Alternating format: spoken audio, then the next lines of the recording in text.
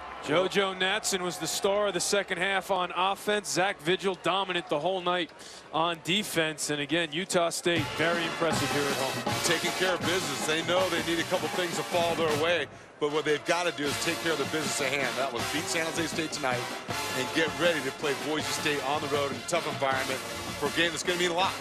Oh, it certainly will. Again, if they win out and Colorado State loses a game, they will host the Mountain West Conference Championship, and they will represent the Mountain Division. The two head coaches talk things over.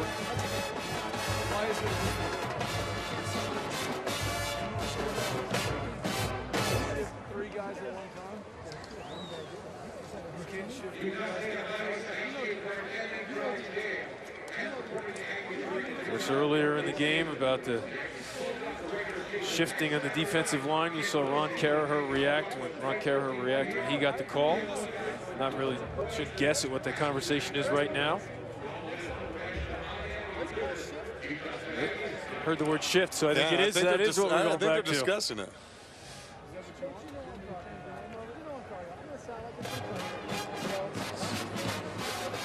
Lengthy conversation here. And David, you had your eye on that situation earlier in the first half, and Coach Caraher lobbied for it and got the call. Yeah, and I see that. You see that happen a lot. I think what the question is the intent of the shift, you know? Are you shifting to move the alignment of your defense, or are you shifting with the intent of drawing the offense offsides? Coach Caraher's club falls to 3-8, 2-5 in conference play. And let's go down to Allison Williams. Thank you guys very much. Coach Wells, a rather lengthy conversation there with Coach Caraher. Everything okay there? Yeah, everything's good.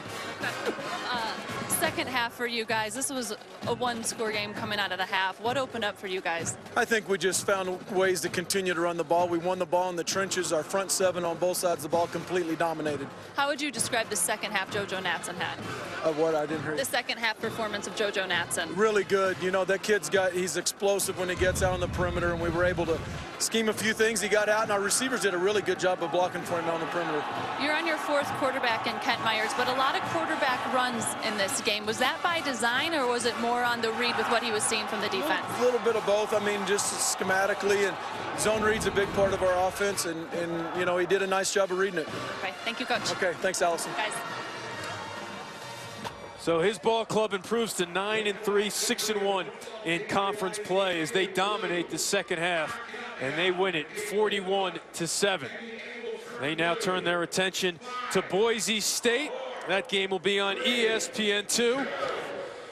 For David Diaz-Infante and Allison Williams and our entire crew, I'm Eamon McEnany saying so long from Logan, Utah. NBA Tonight is coming up next here on ESPN2.